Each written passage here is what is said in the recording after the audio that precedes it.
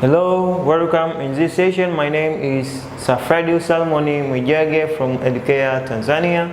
I would like to welcome you to proceed with our first topic in Form 5, which is pre-colonial African societies. And on the last session, we ended on the factors. We ended on the characteristics of pre-colonial African societies.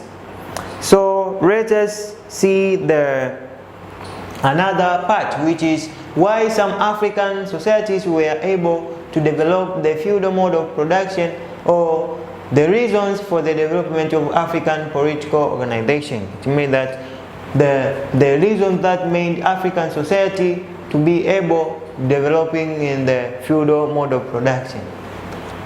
The pre-colonial African society were not static or unchanging. They went through various transformations that were influenced by the nature of the environment, climate, and the soil fertility. It means that the pre-colonial African societies were not static or unchanged, but were dynamic, were changing time to time through various transformation. And that transformation that was experienced in African societies or pre-colonial African societies were influenced by the nature of the environment, climate, and the soil fertility. Some factors enabled some African societies to be able to transform from other modes of production to the feudal mode of production. It means there are some factors which enabled some African societies to be able to transform them there from the other modes of production, means communal modes of production, slavery mode of production, to the feudal mode of production. So we are going to see those factors which made pre-colonial African societies to transform from this mode of production, communal and the slave mode of production, to feudal mode of production. There were various factors that contributed to the rise of feudalism in Africa. What were the factors that contributed to the rise of feudalism in Africa? The first factor was the nature of the environment. It is the nature of the environment as the first factor. Those areas in Africa that had fertile soil and received enough rainfall throughout the year supported agriculture on a large scale, thus leading to the increase in production which facilitated the rise of feudalism. It means that here we are going to see that the first number one factor for the rise of feudalism in African societies was the nature of the environment. The nature of the environment means that there are some African areas which are the fertile soil and experienced high rainfall throughout the year, and that place probably could be able to support the agricultural production, and due to the supportive of agricultural activities, and that led to the increase of production, probably led to the production of surplus, and that surplus could be used for the rise of another mode of production which was called feudalism. It means that the nature of the environment has some areas at the fertile soil and experienced high rainfall throughout the year. The agricultural activities was improved or developed, and that led to the increase or facilitated to the rise of the feudalism. The second factor was advancement of science and technology. It means that the advancement of science and technology means that the science and technology was advanced more than the previous or during the previous modes of production. The development of science and technology, which was due to the making and using of iron tools, led to the drastic changes in agricultural production. This played a crucial role in the rise of feudalism in Africa. It means that there was advancement of science and technology. It means in the previous modes of production there was the use of poor science and technology. But when it reached in the another time, or when the transformation was experienced in African societies, those societies experienced the development of science and technology, whereby the iron tools was started to be made, and those tools were used in agricultural production and other economic activities, so that this played the role, or the crucial role, or important role toward the rise of feudalism in African societies. And the third factor or reasons was the increase in population. It means that the population factor was another trigger reason that led to the rise of feudalism in African societies. The increase in population was due to the increase in food supplies and the standard of living. It means that the population was the result of the increased food which have been produced in agricultural activities, and the improve or the development of living standard of the people. It means that probably the population of African states or societies would be increased. The increase in population resulted into shortage of land, and that facilitated the rise of feudalism due to the private ownership of land. It means that the population as it was increasing, that led to the shortage of land, and the large number of people had no land to settle or the land to work, and that led to the feudal lords to conquer that land and to be owned by the private few people or personnel, and that led to the rise of feudalism, as the land was owned by the private people or private feudal lords. Another was the existence of strong political institutions. It means that another factor was the existence of strong political institutions. It means the existence of strong political institutions, for example, states played a big role in the rise of feudalism in Africa. And these political institutions led to private ownership of land that led to the rise of feudalism. It means that there was the existence of strong political institutions, and those political institutions played a great role in the rise of feudalism in Africa. For example, there were states which were raised or which were developed, and those states were occupied the land, and that land were owned by the people who had the power within the society. And those people were giving the land to the peasants in order to work on it, and that led to the rise of feudalism. Another of the 50 reasons was shortage of land. It means that the land becomes scarce to the people within the society.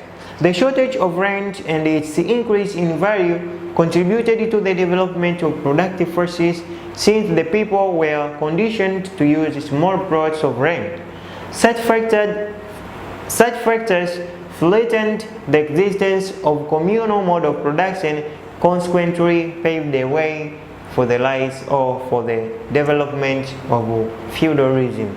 It means that the land becomes scarce within the society or within the African societies, and hence the productive forces was developed, and that led to the people to be conditioned to use the small plots of lands to cultivate, and such factors threatened the existence of communal modes of production, and that made the beginning of feudalism and made the end of communal modes of production. Another was strong and well-disciplined army. Strong and well-disciplined army. The strong and well-disciplined army led to the establishment of feudal society and feudal states, because the army was used by their leaders to go and conquer the areas of their neighboring kingdoms, hence increase the land for their societies. For example, in Buganda, Kabaka used the army to conquer Bunyoro land. Bunyoro, Kitale, and Kabarega, also in South Africa, where Shaka used the army which established a Zulu kingdom by conquering small kingdoms. It means that there was strong and well-disciplined army, and that army was used by their leaders, those who we made the strong leaders. So they formed the strong and disciplined army, and that army was used to conquer the neighboring states in order to expand their territories and acquiring the large tract of land.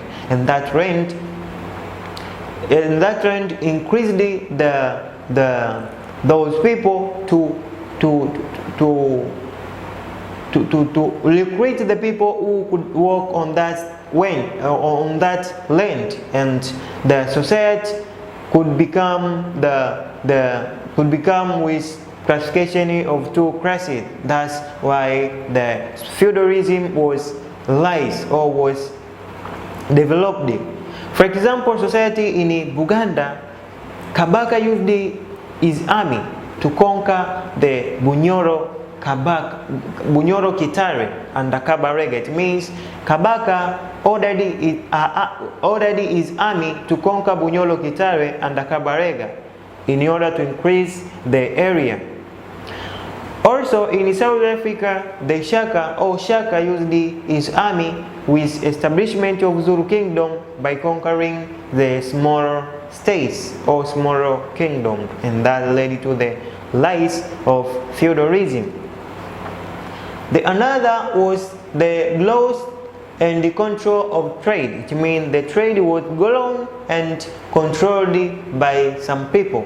It means that trade was one among the reasons which led to the emergence of some feudal societies. It means the last factor for the development of feudalism in African societies was the growth and the control of trade. It means that trade was one among the reasons which led to the emergence of some feudal societies.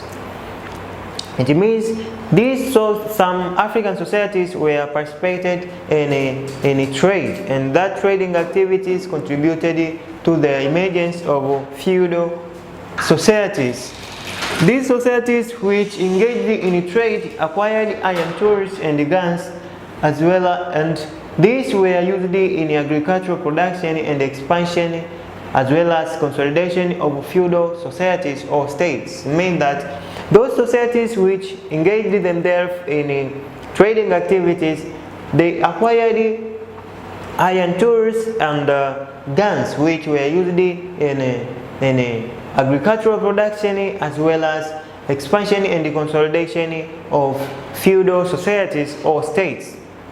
For example, the Buganda kingdom, which engaged in trade, got iron tools which helped them to get involved in permanent agricultural production of cash crops, of crops such as banana, that ensured constant supply of food and led to the establishment of permanent settlements. It means, for example, the Buganda kingdom, which engaged in trade, got the iron tools which was used in agricultural production of crops such as banana. So banana was the most common crop that was produced in Uganda and Buganda kingdom, and the production of banana crop was increased, and that ensured the constant supply of food that could feed the population in Buganda kingdom, and that led to the establishment of permanent settlement.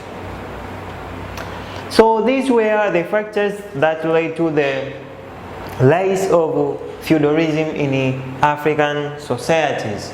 So after there, let us see the influence of Umfekane in the formation of states during the 19th century. The influence of Umfekane war in the formation of states during the 19th century. What is Umfekane? Umfekane is Nguni word used to refer the wars and the disturbance which accompanied the rise of the Zulu. And Umfekane, in addition, can be defined as the wandering war. wandering war. The war which was not known who was the causative of that war or of that uprising. It means Mfekane is Nguni word used to refer the wars and the disturbance which accompanied the rise of the Dhul states under Shaka from 1818. The Mfekane can also be defined at the time of trouble in South Africa. It means that Mfekane can also be defined at the time of trouble or time of wandering in Africa or in South Africa. It was a great upheaval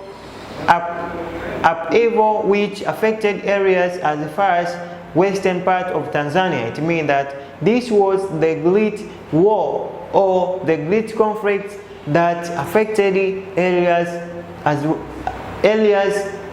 far as western part of Tanzania, like in Luvuma and Njombe. The Mfekane dominated the first order of the 19th century in South Africa. It means that the Mfekane war was dominated or was occurred in the 19th century in South Africa. What were the causes of Mfekane war? The first cause of Mfekane was population pressure. It means that there was the mass growing of population in South Africa. Zululand is part of the eastern corridor of South Africa between the Drakensberg Mountains and the Indian Ocean. It means that the Zululand is the part of eastern corridor or eastern part of South Africa between the mountains of Drakensberg and the Indian Ocean. Due to the favorable climate and the absence of diseases such as malaria, its population tended to increase rapidly, and as the population increased, the conflicts between those societies became common and intensified, leading to the Mfekane. It means that that area was the favorable climate and the absence of epidemic or pandemic diseases, which could lead to the population decrease. But the area was free from diseases and had a favorable climate that supported the population to increase rapidly. As population increased, the conflicts was intensified between the societies that were present in South Africa, and that led to the occurrence of Mfekane, because there was no land for that population or that could handle or that could hold the whole population found in that area. So that led to the occurrence of Mfekane War in 19th century. Another was the land shortage. The people who occupied the Zululand were farmers, but the existing land was not enough due to the population pressure. Therefore, they searched for more land, caused the conflict that later contributed to the outbreak of the Mfekane War. It means that there was the scarcity of land in Zululand, and that Zululand was having the favorable climate and condition, as well as it was free from diseases. So it was favoring the agricultural production, and that land was scarce. In the sense that it could not satisfy the needs of the people surrounding the Zululand. Therefore, the search for more land caused the conflicts that later contributed to the occurrence of Mfekane. Another was the coming of the Boers. The coming of the Boers, those are the people from Holland or from Netherlands.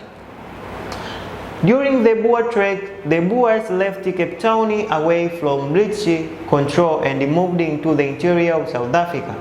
The penetration of the Boers into the interior of South Africa intensified the pressure on the land, which led to the conflict that caused the Mfekane War. It means that during the Boer trek, when the Boers were mass moving from the Cape Town of South Africa towards the interior, after the region of British people there at the Cape Town, so that forced the Boer to move from the Cape of Good Hope towards the interior part of South Africa, and that led to the penetration of Boers into the interior of South Africa and intensified the pressure on the land, because the population has been increased, whereby the Boers who were not in that area have been migrated on that area. So the natives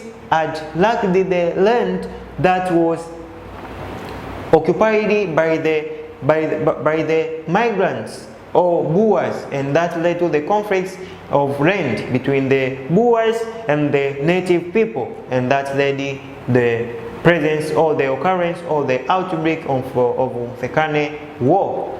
Another is the role of Shaka or Shaka Zulu. The outbreak of the Mfecane can also be attributed to the role of Shaka, and the Shaka pursued an aggressive and expansionist policy to expand his kingdom, which was known as Zulu State or Zulu Kingdom. It means that the Shaka Zulu was the leader of Zulu Kingdom, and he applied the expansionism and the aggressive policy to expand his territories in Zulu Kingdom. He attacked many states in the attempt of expanding his state. This action created conflict that contributed to the outbreak of Mfecane.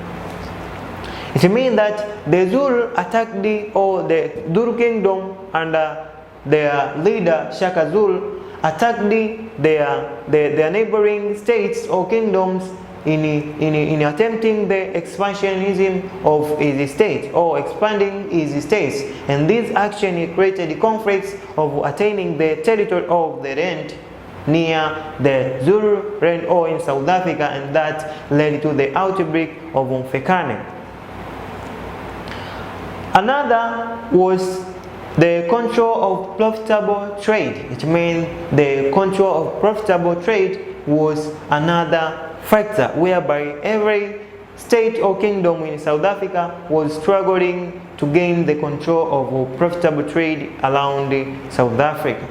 The need to control trade along the Lagoa Bay is one of the factors responsible for the outbreak of the Mfecane. It means that this was the struggling for controlling the trade along the Lagoa Bay in South Africa, and that was another factor that led to the outbreak of Mfecane War. Trade contacts with the coast were very important because it was associated with acquisition of guns that could be used for conquest and the expansionism or expansion. It means that the trade contact with the people along the coast was very important because it was associated with the acquisition of guns that could be used in the expansionism and the conquest of neighboring states. In one way or another, that the struggling for that profitable trade led to the outbreak of Mfecane War. So after looking the causes of Mfecane War, let us see the effects of Mfecane in East and Central Africa. The Mfecane had a tremendous impact in East and Central Africa. Some of the effects had a far-reaching impact to Africa.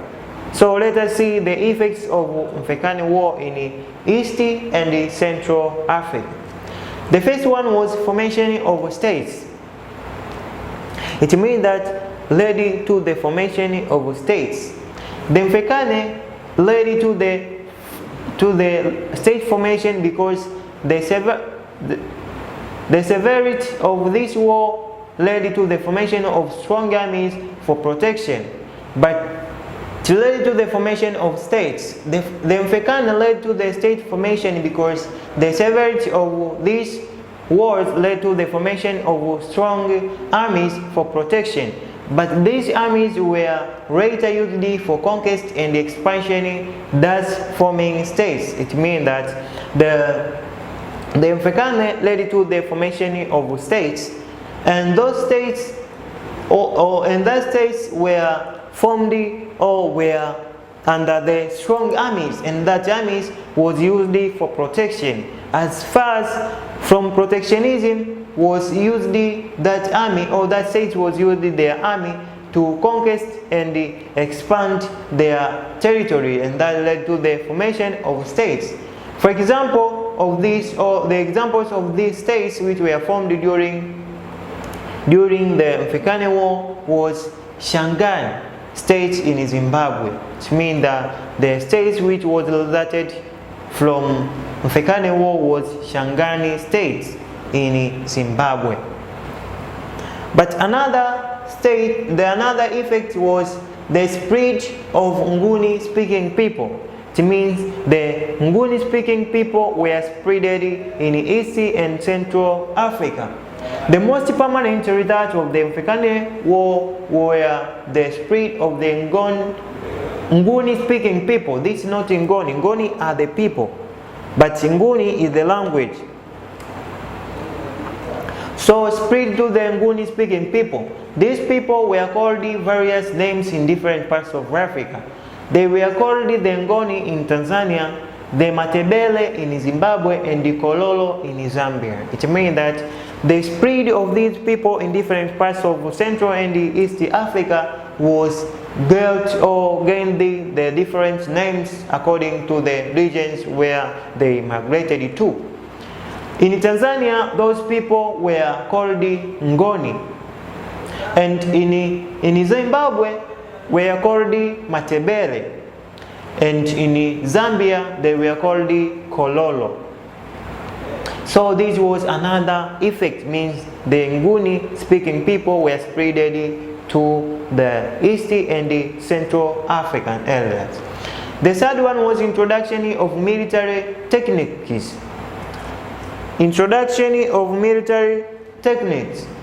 The Mfecane led to the introduction and the spread of new military techniques such as the cow-on style, which involved surrounding the enemy. It means that the effect of Mfecane War was the spread or the introduction of military techniques which were used during the war. So that technique which were used in the war led to be spread in other parts of East and Central Africa. For example, the cow-on style. It means the army is just spreading or just dividing themselves into two sides as the on of cow.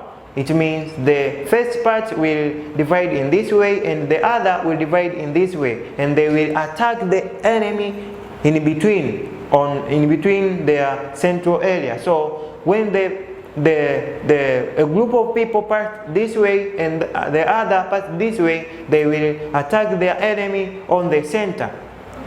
So this was among of the military technique which was adapted or which was resulted from the Mfecane War. Another was introduced of new weapons. It means Mfecane War was led to the introduction of new weapons. The Mfecane led to the introduction of new weapons. For example, the short stabbing spears called the assegai. These weapons were introduced by the Ngoni from Africa who came to East and Central Africa. It means that there was establishment or introduction of new weapons like short stabbing spears, which were called assegai. These were the weapons which were used by the Ngoni who came from South Africa as a result of Mfecane of 19th century. Another was depopulation. How depopulation was then regarded as the effect of Mfecane War. It means that the Mfecane led to the depopulation because many people lost their lives during the frequent wars. The most affected region was Verdi, whereby many people lost their lives. It means that during the war, the many people who participated in the war and those who did not participate, like children and women, were lost their lives, and that led to the depopulation between the place where the war was taking place. Another was famine. It means famine, the shortage of food. The Mfekane led to the widespread of famine in East and Central Africa. In which sense? It means that in the sense that the war was affected the Central and the East Africa because the people were not in security and stability, so they could not involve themselves in production or in agricultural production, rather than hiding themselves from being affected by the war. The frequent wars caused the insecurity that disrupted agricultural production and finally causing famine or hunger. It means that after the war there was the experience of famine as a result of the war, because people did not engage themselves in agricultural production because they feared of losing their lives because of the war which was proceeding. There is something which you have to note. The Mfekane was a great upheaval in the history of Southern Africa because it had far-reaching effects in the region. It means that Mfekane was a great event in the history of Southern Africa because it had a reaching effect in the region. It means the Mfekane War marked the strong event in the history of South Africa because it brought various effects in the region of South Africa. So let us see the role of the Mfekane in state formation. What were the contribution or the role of Mfekane towards the formation of states? The Mfekane refers to the war and the disturbance caused by the Shaka and the rise of Zulu states in South Africa. The Mfekane also referred as the rise of trouble or disturbances in South Africa. The origin of Mfekane was Shaka's expansionist policy that led to the conquering states. It means that the origin of the Mfekane War was the expansionist policy of Shaka that led to the conquering states. The Mfekane played a great role in state formation in Southern Africa. It means that Mfekane War played a great role in the formation of states in South Africa. The first one was political transformation. It means was political transformation. The Mfekane led to the political transformation in Southern Africa. The former age group communities were transformed into strong centralized states. It means Mfekane led to the formation of political transformation, whereby the former age group communities were transformed to form the strong centralized states. The Mfekane also forced people to form strong armies to protect themselves from Shaka. It means that the war forced the smaller states to form the strong army, which led to the formation of the strong state with the strong army in order to protect themselves from the Shaka expansionist policy. These armies were later used for conquest and expansion aims forming states, as Zulu is a good example of state formed during the Mfekane. It means that the Zulu kingdom or Zulu state was the good example of states that was formed during as the effect of Mfekane War. Another was military advancement. It means the advancement in the military. The Mfekane contributed to the introduction of new military weapons such as the short stabbing spears and the cow-on style. It means that the field of military was advanced because there were introduction of new weapons that could be used in fighting during the war, and the new techniques which could be used in fighting. For example, the cow-on style. These weapons and the techniques were used for conquest and expansion that forming states. Mean the weapons which was introduced after the war and the new style which was adapted that was used during the war led to the formation of strong states or states. Another was the emergence of strong leadership. The emergence of strong leadership. The Mfecane contributed to the rise of strong leadership. This was needed for protection from Mfecane.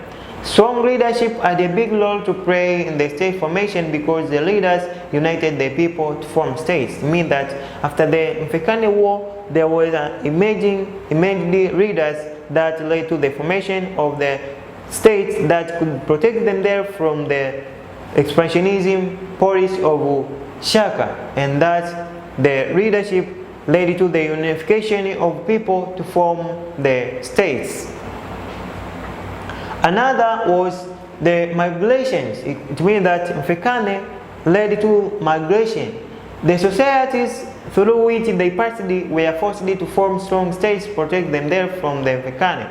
The movement of the Nguni from South Africa was not a peaceful process. It involves wars that necessitated unity among the people. It means that the Mfecane that forced the Nguni movement from South Africa was not a peaceful process and led to the formation of states or unity of the people to form the state, and that's why Mfecane in one way or another contributed to the formation of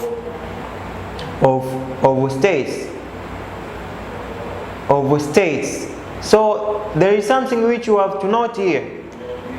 The Mfecane was a great period in the history of South Africa. It dominated the first half of the 19th century in Southern Africa. It means that Mfecane War was the event or the great event that dominated the history of South Africa between the 19th century.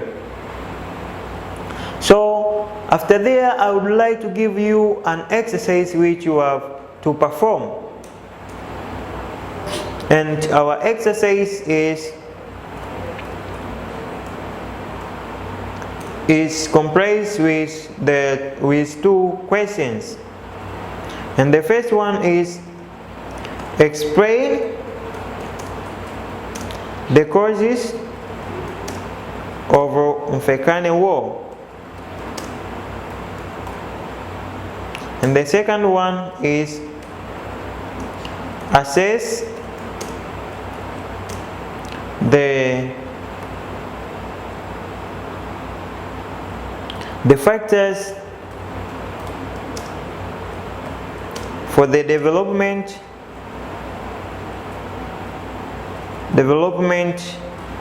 of feudal mode of production.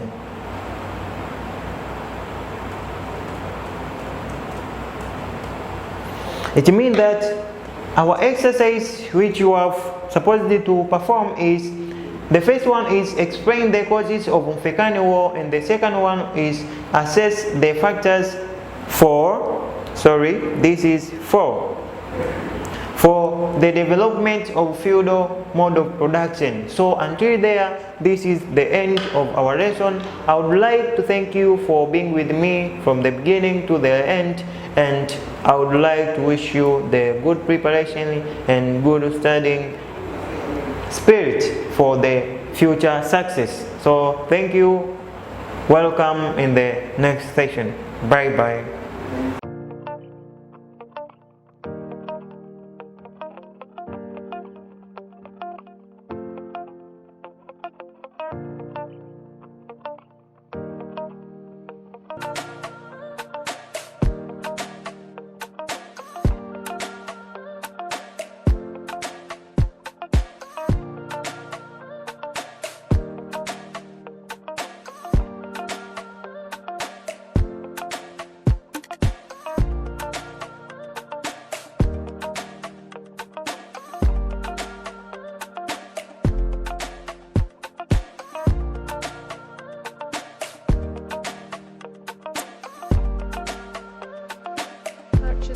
extra days.